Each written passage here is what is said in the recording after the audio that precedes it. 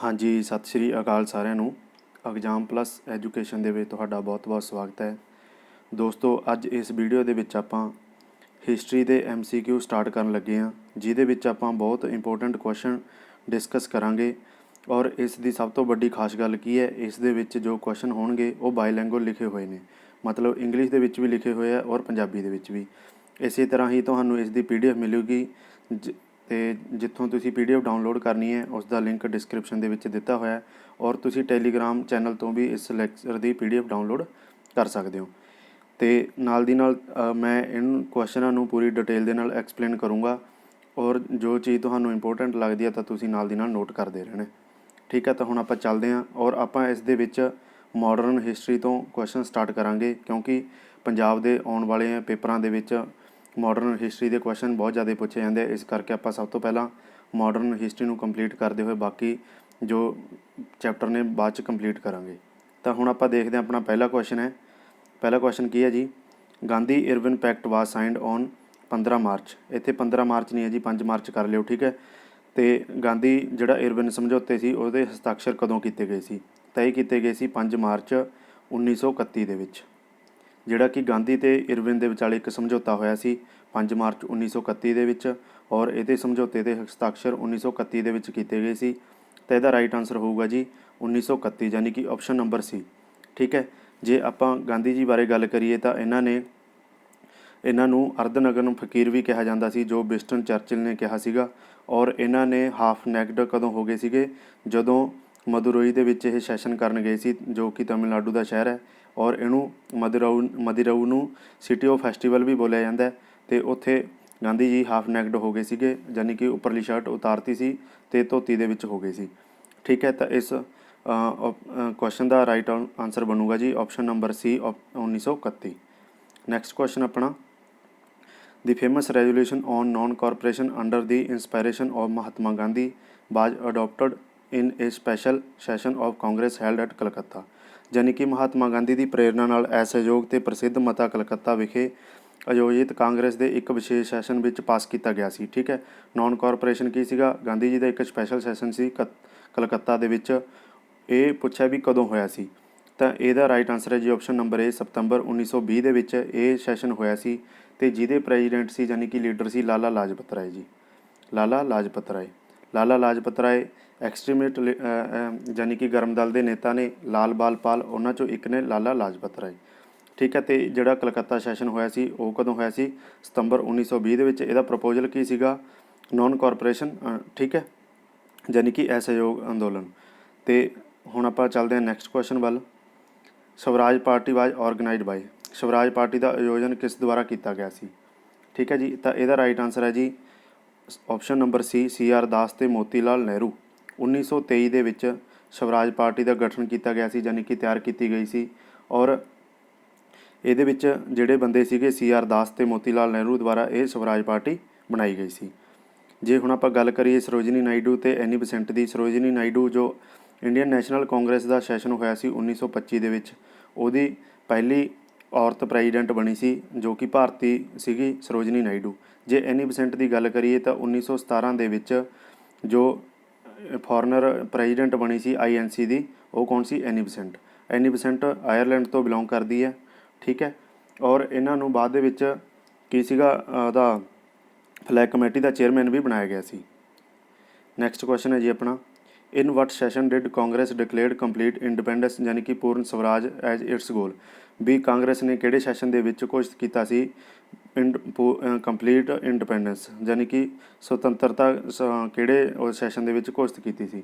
ਤਾਂ ਇਹਦਾ right answer ਹੈ ਜੀ ਆਪਸ਼ਨ ਨੰਬਰ A, 1929 ਵਿੱਚ ਹੋਇਆ ਲਾਹੌਰ ਇਜਲਾਸ, ਜਾਂ ਸੈਸ਼ਨ ਬੋਲਦੇ ਹਾਂ ਆਪਾਂ। 1929 ਦੇ ਵਿੱਚ ਇਹ ਇਨਕੰਪਲੀਟ ਜਿਹੜੀ ਉਹ ਕੀਤੀ ਸੀ ਇੰਡੀਪੈਂਡੈਂਸ ਕੰਪਲੀਟ, ਉਹਨੂੰ ਗੋਲ ਕੀਤਾ ਸੀਗਾ, ਡਿਕਲੇਅਰ ਕੀਤਾ ਸੀ।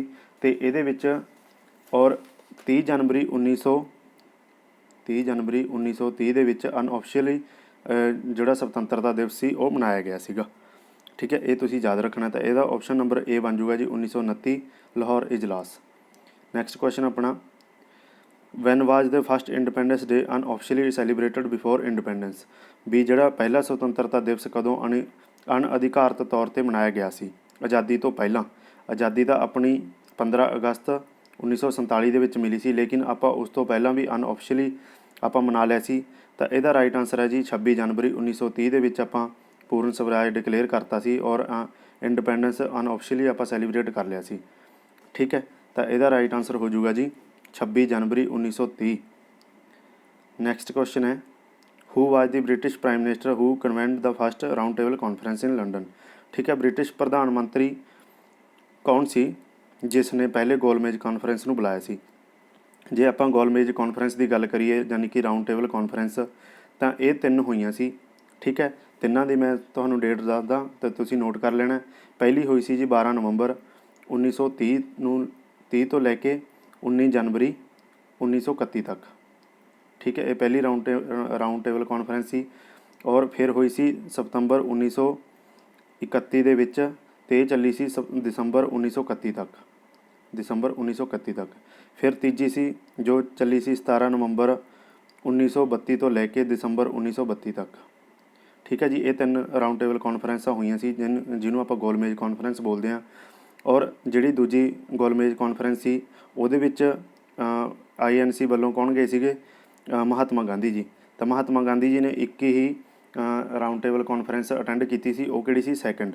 ਤਾਂ ਪੇਪਰ ਦੇ ਵਿੱਚ ਕੁਐਸਚਨ ਪੁੱਛਿਆ ਜਾਂਦਾ ਕਿ ਗਾਂਧੀ ਜੀ ਦੁਆਰਾ ਅਟੈਂਡ ਕੀਤੀ ਗਈ ਰਾਊਂਡ ਟੇਬਲ ਕਾਨਫਰੰਸ ਕਿਹੜੀ ਸੀ, ਤਾਂ ਉਹ ਸੀ ਸੈਕਿੰਡ, ਜਿਹੜੀ ਹੋਈ ਸੀ ਸਤੰਬਰ 1931 ਤੋਂ ਲੈ ਕੇ ਦਸੰਬਰ 1931 ਤੱਕ। ਔਰ ਇੱਕ ਕੁਐਸਚਨ ਪੁੱਛਿਆ ਜਾਂਦਾ ਕਿ ਜਿਹੜੀਆਂ ਤਿੰਨੇ ਰਾਊਂਡ ਟੇਬਲ ਕਾਨਫਰੰਸਾਂ ਹੋਈਆਂ ਸੀ ਉਹਦੇ ਵਿੱਚ ਤਿੰਨਾਂ ਦੇ ਵਿੱਚ ਪਾਰਟੀਸਪੇਟ ਕਿਹਨੇ ਕੀਤਾ ਸੀ, ਤਾਂ ਉਹਨਾਂ ਵਿੱਚ ਪਾਰਟੀਸਪੇਟ ਕੀਤਾ ਸੀ BR ਅੰਬੇਡਕਰ ਜੀ ਨੇ ਔਰ ਸੀ ਤੇਜ ਬਹਾਦਰ ਸਪਰੂ। ਇਹ 2 ਬੰਦੇ ਸੀ ਜਿਨ੍ਹਾਂ ਨੇ ਤਿੰਨੋਂ ਰਾਊਂਡ ਟੇਬਲ ਕਾਨਫਰੰਸਾਂ ਅਟੈਂਡ ਕੀਤੀਆਂ ਸੀ। ਤਾਂ ਇਹਦਾ ਰਾਈਟ ਆਨਸਰ ਹੋ ਜਾਊਗਾ ਜੀ 6ਵੇਂ ਦਾ ਆਪਸ਼ਨ ਨੰਬਰ B ਰਾਮਸ ਮੈਕਡੋਨਲ। ਉਦੋਂ ਬ੍ਰਿਟਿਸ਼ ਪ੍ਰਧਾਨ ਮੰਤਰੀ ਕੌਣ ਸੀਗਾ, ਰਾਮਸੇ ਮੈਕਡੋਨਲ ਪ੍ਰਧਾਨ ਮੰਤਰੀ ਸੀ ਜਦੋਂ ਪਹਿਲੀ ਗੋਲਮੇਜ ਕਾਨਫਰੰਸ ਹੋਈ ਸੀ। ਠੀਕ ਹੈ, ਨੈਕਸਟ ਕੁਐਸਚਨ ਆਪਣਾ, who among the following did not attend the first round table conference. ਤਾਂ ਮੈਂ ਤੁਹਾਨੂੰ ਹੁਣੇ ਦੱਸ ਕੇ ਹਟਿਆ, ਆਪਾਂ ਪਿਛਲੇ ਕੁਐਸਚਨ ਦੇ ਵਿੱਚ ਡਿਸਕਸ ਕੀਤਾ ਸੀ ਕਿ ਜਿਹੜੀ ਪਹਿਲੀ ਰਾਊਂਡ ਟੇਬਲ ਕਾਨਫਰੰਸ ਹੋਈ ਸੀ ਉਹਦੇ ਵਿੱਚ ਕਿਹਨੇ ਅਟੈਂਡ ਨਹੀਂ ਕੀਤੀ ਸੀ। ਤਾਂ ਇਹਦਾ ਰਾਈਟ ਆਨਸਰ ਹੋ ਜਾਊਗਾ ਜੀ MK ਗਾਂਧੀ ਜੀ, ਯਾਨੀ ਕਿ ਮੋਹਨਦਾਸ ਕਰਮਚੰਦ ਗਾਂਧੀ। ਤਾਂ ਇਹਨਾਂ ਨੇ ਜਿਹੜੀ ਕੀਤੀ ਸੀ ਉਹ second round table conference attend ਕੀਤੀ ਸੀ। ਔਰ ਜੇ ਤਿੰਨੇ ਬੰਦੇ ਨੇ ਸਰ ਤੇਜ ਬਹਾਦਰ ਸਪਰੂ, ਡਾਕਟਰ ਅੰਬੇਡਕਰ, CV ਚਿੰਤਾਮਣੀ, ਇਹ ਤਿੰਨੇ ਬੰਦਿਆਂ ਨੇ ਜਿਹੜੀਆਂ ਤਿੰਨੇ ਰਾਊਂਡ ਟੇਬਲ ਕਾਨਫਰੰਸਾਂ ਅਟੈਂਡ ਕੀਤੀਆਂ ਸੀ। ਠੀਕ ਹੈ, ਤਾਂ ਤੁਸੀਂ ਇਹਨਾਂ ਦੀ ਡੇਟ ਵੀ ਯਾਦ ਰੱਖਣੀ ਹੈ ਔਰ ਕਿਹਨੇ ਅਟੈਂਡ ਕੀਤੀ ਸੀ ਉਹ ਵੀ ਤੁਸੀਂ ਯਾਦ ਰੱਖਣਾ। ਤਾਂ ਇਹਦਾ ਰਾਈਟ ਆਨਸਰ ਹੈ ਜੀ option number A Mahatma Gandhi. Very important question ਹੈ, ਤੁਸੀਂ ਨੋਟ ਕਰ ਲਿਓ। ਨੈਕਸਟ ਕੁਐਸਚਨ ਹੈ ਜੀ, ਹੂ ਓਪਨ ਦਾ ਫਸਟ ਰਾਊਂਡ ਟੇਬਲ ਕਾਨਫਰੰਸ, ਯਾਨੀ ਕਿ ਪਹਿਲੀ ਗੋਲਮੇਜ ਕਾਨਫਰੰਸ ਕਿਸ ਨੇ ਸ਼ੁਰੂ ਕੀਤੀ ਸੀ। ਤਾਂ ਉਹ ਕੌਣ ਸੀ ਜੀ, ਤਾਂ ਉਹ ਸੀ ਕਿੰਗ ਜਾਰਜ V, ਯਾਨੀ ਕਿ 5ਵਾਂ ਰਾਜਾ ਜਾਰਜ 5ਵਾਂ ਜੀ ਨੇ ਪਹਿਲੀ ਗੋਲਮੇਜ ਕਾਨਫਰੰਸ ਸ਼ੁਰੂ ਕੀਤੀ ਸੀ। ਤਾਂ ਇਹਦੀ ਅਧਿਅਕਸ਼ਤਾ ਦੇ ਵਿੱਚ ਇਹ ਗੋਲਮੇਜ ਕਾਨਫਰੰਸ ਸਟਾਰਟ ਕੀਤੀ ਗਈ ਸੀ। ਅਤੇ ਜੇ ਆਪਾਂ ਗਾਂਧੀ ਜੀ ਬਾਰੇ ਗੱਲ ਕਰੀਏ, ਇਹਨਾਂ ਨੇ second round table conference attend ਕੀਤੀ ਸੀ। ਔਰ ਰਾਮਸੇ ਮੈਕਡੋਨਲ ਜਿਹੜੇ ਸੀ ਉਦੋਂ ਬ੍ਰਿਟਿਸ਼ ਪ੍ਰਾਈਮ ਮਿਨਿਸਟਰ ਸੀ ਜਦੋਂ ਰਾਊਂਡ ਟੇਬਲ ਕਾਨਫਰੰਸਾਂ ਹੋਈਆਂ ਸੀ। ਠੀਕ ਹੈ, ਲਾਰਡ ਇਰਵਿਨ ਦੀ ਗੱਲ ਕਰੀਏ ਤਾਂ 1926 ਤੋਂ ਲੈ ਕੇ 1931 ਤੱਕ ਇਹ ਭਾਰਤ ਦੇ ਵਾਇਸਰਾਏ ਰਹੇ ਆ। ਔਰ 1931 ਦੇ ਵਿੱਚ 5 ਮਾਰਚ 1931 ਦੇ ਵਿੱਚ ਮਹਾਤਮਾ ਗਾਂਧੀ ਜੀ ਨਾਲ ਇਹਨਾਂ ਦਾ ਇੱਕ ਸਮਝੌਤਾ ਹੋਇਆ ਸੀ ਜਿਹਨੂੰ ਗਾਂਧੀ ਇਰਵਿਨ ਪੈਕਟ ਬੋਲਦੇ ਆ, 5 ਮਾਰਚ 1931 ਦੇ ਵਿੱਚ। ਨੈਕਸਟ ਕੁਐਸਚਨ ਆਪਣਾ 9ਵਾਂ, the historic fate by Gandhi came to an end as a result of the. ਠੀਕ ਹੈ, ਵੀ ਗਾਂਧੀ ਦਾ ਇਤਿਹਾਸਕ ਘਟਨਾ ਦਾ ਇਸ ਦੇ ਨਤੀਜੇ ਵਜੋਂ ਅੰਤ ਹੋਇਆ ਸੀ। ਤਾਂ ਇਹਦਾ ਰਾਈਟ ਆਨਸਰ ਹੈ ਜੀ ਆਪਸ਼ਨ ਨੰਬਰ A ਪੂਨਾ ਸਮਝੌਤਾ। ਪੂਨਾ ਸਮਝੌਤਾ ਆਪਾਂ ਹੁਣ ਗੱਲ ਕਰਕੇ ਹਟੇ ਹਾਂ, 5 ਮਾਰਚ 1931 ਦੇ ਵਿੱਚ ਹੋਇਆ ਸੀ। 5 ਮਾਰਚ 1931 ਨਹੀਂ, ਇਹਦਾ ਹੋਇਆ ਸੀ 24 ਸਤੰਬਰ 1932 ਦੇ ਵਿੱਚ। ਜਿਹੜਾ 5 ਮਾਰਚ 1931 ਦੇ ਵਿੱਚ ਹੋਇਆ ਸੀ ਉਹ ਗਾਂਧੀ ਇਰਵਿਨ ਪੈਕਟ ਸੀਗਾ। ਠੀਕ ਆ, ਗਾਂਧੀ ਇਰਵਿਨ ਪੈਕਟ 5 ਮਾਰਚ 1931। ਔਰ ਜੋ ਪੂਨਾ ਪੈਕਟ ਹੋਇਆ ਸੀ ਉਹ 24 ਸਤੰਬਰ 1932 ਦੇ ਵਿੱਚ ਹੋਇਆ ਸੀ, ਜਿਹਦੇ ਵਿੱਚ ਡਾਕਟਰ BR ਅੰਬੇਡਕਰ ਜੀ, ਠੀਕ ਹੈ, ਅਤੇ ਗਾਂਧੀ ਜੀ ਵਿਚਾਲੇ ਸੰਧੀ ਹੋਈ ਸੀ ਅਤੇ ਜਿਹਦੇ ਵਿੱਚ ਸਾਈਨ ਕੀਤੇ ਗਏ ਸੀ ਮਦਨ ਮੋਹਨ ਮਾਲਵੀਆ ਜੀ ਦੁਆਰਾ। ਠੀਕ ਹੈ, ਔਰ ਗਾਂਧੀ ਜੀ ਜਰਵੜਾ ਜੇਲ੍ਹ ਦੇ ਵਿੱਚ ਸੀ, ਇਹਨਾਂ ਨੇ ਵਰਤ ਰੱਖਿਆ ਹੋਇਆ ਸੀ। ਤਾਂ ਉੱਥੇ ਅੰਬੇਡਕਰ ਨੇ ਆ ਕੇ ਇਹਨਾਂ ਦਾ ਮਰਨ ਵਰਤ ਤੜਵਾਇਆ ਅਤੇ ਇਹ ਉੱਥੋਂ ਇਤਿਹਾਸਿਕ ਘਟਨਾ ਦੇ ਨਤੀਜੇ ਦਾ ਅੰਤ ਹੋਇਆ ਸੀ। ਤਾਂ ਉਹ ਸੀ ਪੂਨਾ ਪੈਕਟ। ਤਾਂ ਇਹ ਵੀ ਬਹੁਤ ਇੰਪੋਰਟੈਂਟ ਕੁਐਸਚਨ ਹੈ, ਇਹਨੂੰ ਵੀ ਨੋਟ ਕਰ ਲਿਓ। ਤਾਂ ਪੂਨਾ ਪੈਕਟ ਪੁੱਛਿਆ ਜਾਂਦਾ ਵੀ ਕਦੋਂ ਹੋਇਆ ਸੀ, 24 ਸਤੰਬਰ 1932 ਦੇ ਵਿੱਚ। ਤੇ गांधी जी ਦਾ ਇਤਿਹਾਸਿਕ ਘਟਨਾ ਦਾ ਅੰਤ ਵੀ ਇਸੇ ਨਾਲ ਹੀ ਹੋਇਆ ਸੀ, ਕਿਉਂਕਿ BR ਅੰਬੇਡਕਰ ਜੀ ਦੁਆਰਾ ਇਹ ਜਰਵੜਾ ਜੇਲ੍ਹ ਦੇ ਵਿੱਚ ਸੀ ਤੇ ਉਹਨਾਂ ਦਾ ਮਰਨ ਵਰਤ ਦਾ ਅੰਤ ਕਰਵਾਇਆ ਸੀ। ਠੀਕ ਹੈ, ਤਾਂ ਇਹਦਾ option number A right answer ਹੈ, ਪੂਨਾ ਪੈਕਟ। ਜੇ ਗਾਂਧੀ ਅਰਬਨ ਪੈਕਟ ਦੀ ਗੱਲ ਕਰੀਏ ਤਾਂ 5 ਮਾਰਚ 1931 ਦੇ ਵਿੱਚ। ਅਰਾਈਵਲ ਆਫ ਸਾਈਮਨ ਕਮਿਸ਼ਨ ਕਦੋਂ ਆਇਆ ਸੀ ਭਾਰਤ ਦੇ ਵਿੱਚ? 1928 ਦੇ ਵਿੱਚ। ਔਰ 1927 ਦੇ ਵਿੱਚ ਇਹ ਬਣ ਕੇ ਬ੍ਰਿਟਿਸ਼ ਦੇ ਵਿੱਚ ਤਿਆਰ ਹੋ ਗਿਆ ਸੀ, ਔਰ ਇਹਦੇ ਵਿੱਚ 7 ਦੇ 7 ਮੈਂਬਰ ਸੀਗੇ ਜੋ ਕਿ ਬ੍ਰਿਟਿਸ਼ ਸੀ, ਯਾਨੀ ਕਿ ਵਾਈਟ ਕਮਿਸ਼ਨ ਵੀ ਬੋਲਦੇ ਹਾਂ ਆਪਾਂ ਇਹਨੂੰ। ਤਾਂ ਜਦੋਂ ਇਹ ਭਾਰਤ ਆਇਆ ਤਾਂ ਉਦੋਂ ਸਾਈਮਨ ਗੋ ਬੈਕ ਦੇ ਨਾਅਰੇ ਲੱਗੇ ਸੀਗੇ, ਸਾਈਮਨ ਗੋ ਬੈਕ। ਔਰ ਲਾਲਾ ਲਾਜਪਤ ਰਾਏ ਜੀ ਦੀ ਡੈਥ ਹੋ ਗਈ ਸੀ 1928 ਦੇ ਵਿੱਚ। ਲਾਠੀਆਂ ਨਾਲ ਇਹਨਾਂ 'ਤੇ ਜਦੋਂ ਸਿਰ 'ਤੇ ਵਾਰ ਹੋਏ ਤਾਂ ਇਹ ਸਹਾਰ ਨਹੀਂ ਸਕੇ, ਤਾਂ ਲਾਲਾ ਲਾਜਪਤ ਰਾਏ ਦੀ ਡੈਥ ਹੋ ਗਈ ਸੀ 1928 ਦੇ ਵਿੱਚ। ਅਰਾਈਵਲ ਆਫ ਸਾਈਮਨ ਕਮਿਸ਼ਨ ਆਪਾਂ ਇਹਨਾਂ ਬਾਰੇ ਸਾਰਿਆਂ ਬਾਰੇ ਪੜ੍ਹ ਲਿਆ, ਤਾਂ ਇਹਦਾ ਰਾਈਟ ਆਨਸਰ ਹੋਊਗਾ ਜੀ ਪੂਨਾ ਪੈਕਟ 1932।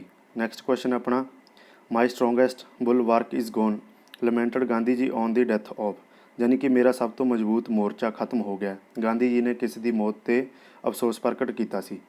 ਠੀਕ ਹੈ, ਤਾਂ ਇਹਦਾ ਰਾਈਟ ਆਨਸਰ ਹੈ ਜੀ ਬਾਲ ਗੰਗਾਧਰ ਤਿਲਕ। ਬਾਲ ਗੰਗਾਧਰ ਤਿਲਕ। ਠੀਕ ਹੈ, ਬਾਲ ਗੰਗਾਧਰ ਤਿਲਕ ਜੀ ਬਾਰੇ ਆਪਾਂ ਗੱਲ ਕਰੀਏ, ਇਹਨਾਂ ਦੇ 2 ਨਿਊਜ਼ਪੇਪਰ ਸੀ, ਇੱਕ ਤਾਂ ਸੀ ਕੇਸਰੀ ਔਰ ਇੱਕ ਸੀ ਮਰਾਠਾ। ਮਰਾਠਾ ਜਿਹੜਾ ਕੇਸਰੀ ਸੀ ਉਹ ਮਰਾਠੀ ਦੇ ਵਿੱਚ ਛਪਦਾ ਸੀ, ਮਰਾਠੀ ਲੈਂਗੁਏਜ ਦੇ ਵਿੱਚ। ਜਿਹੜਾ ਮਰਾਠਾ ਸੀ ਉਹ ਇੰਗਲਿਸ਼ ਲੈਂਗੁਏਜ ਦੇ ਵਿੱਚ ਛਪਦਾ ਸੀ। ਪੇਪਰ ਦੇ ਵਿੱਚ ਬਹੁਤ ਵਾਰ ਕੁਐਸਚਨ ਪੁੱਛਿਆ ਜਾਂਦਾ ਹੈ ਕਿ ਜੋ ਕੇਸਰੀ ਔਰ ਮਰਾਠਾ ਪੇਪਰ ਸੀ ਉਹ ਕਿਹੜੀ ਲੈਂਗੁਏਜ ਦੇ ਵਿੱਚ ਛਾਪੇ ਜਾਂਦੇ ਸੀ। ਜਿਹੜਾ ਕੇਸਰੀ ਪੇਪਰ ਸੀ ਉਹ ਮਰਾਠੀ ਲੈਂਗੁਏਜ ਦੇ ਵਿੱਚ, ਔਰ ਮਰਾਠਾ ਜੋ ਪੇਪਰ ਸੀ ਉਹ ਇੰਗਲਿਸ਼ ਲੈਂਗੁਏਜ ਦੇ ਵਿੱਚ ਛਾਪਿਆ ਜਾਂਦਾ ਸੀ। ਜੇ ਆਪਾਂ ਬਾਲ ਗੰਗਾਧਰ ਤਿਲਕ ਜੀ ਬਾਰੇ ਹੋਰ ਗੱਲ ਕਰੀਏ ਤਾਂ ਇਹਨਾਂ ਨੂੰ ਹੋਰ ਕੀ ਕਿਹਾ ਜਾਂਦਾ? ਲੋਕ ਮਾਨਿਆ ਤਿਲਕ ਵੀ ਕਿਹਾ ਜਾਂਦਾ ਹੈ। ਠੀਕ ਹੈ, ਇੱਕ ਇਹਨਾਂ ਨੇ ਬੁੱਕ ਲਿਖੀ ਸੀ, ਬੁੱਕ ਦਾ ਨਾਮ ਕੀ ਸੀ? ਆਰਕਟਿਕ ਹੋਮ ਇਨ ਵੇਦਾਸ। ਔਰ ਇਹਨਾਂ ਨੂੰ ਲੋਕ ਮਾਨਿਆ ਤਿਲਕ ਦੇ ਨਾਮ ਨਾਲ ਜਾਣਿਆ ਜਾਂਦਾ। ਇਹਨਾਂ ਨੇ ਇੰਡੀਅਨ ਹੋਮ ਰੂਲ ਲੀਗ ਵੀ ਸਟਾਰਟ ਕੀਤੀ ਸੀ, ਇੰਡੀਅਨ ਹੋਮ ਰੂਲ ਲੀਗ। ਠੀਕ ਹੈ, ਇਹ ਵੀ ਸਟਾਰਟ ਕੀਤੀ ਸੀ ਬਾਲ ਗੰਗਾਧਰ ਤਿਲਕ ਜੀ ਦੁਆਰਾ। ਗੋਪਾਲ ਕ੍ਰਿਸ਼ਨ ਗੋਖਲੇ ਜੀ, ਜੋ ਕਿ ਗਾਂਧੀ ਜੀ ਦੇ ਪੋਲੀਟੀਕਲ ਗੁਰੂ ਸੀਗੇ, ਗੋਪਾਲ ਕ੍ਰਿਸ਼ਨ ਗੋਖਲੇ। ਮੋਤੀ ਲਾਲ ਨਹਿਰੂ, ਇਹਨਾਂ ਨੇ ਫੰਡਾਮੈਂਟਲ ਰਾਈਟਸ ਦੀ ਰਿਪੋਰਟ ਦਿੱਤੀ ਸੀ 1928 ਦੇ ਵਿੱਚ। ਠੀਕ ਹੈ, ਜਿਹੜੀ ਕਿ ਬਾਅਦ ਦੇ ਵਿੱਚ ਅਸੈਪਟ ਨਹੀਂ ਕੀਤੀ ਗਈ ਸੀ ਮੋਤੀ ਲਾਲ ਨਹਿਰੂ ਜੀ ਦੁਆਰਾ। ਔਰ ਨੈਕਸਟ ਕੁਐਸਚਨ ਵੱਲ ਚੱਲਦੇ ਹਾਂ ਆਪਾਂ, ਵੈਨ ਵਾਜ ਦੀ first round table conference held.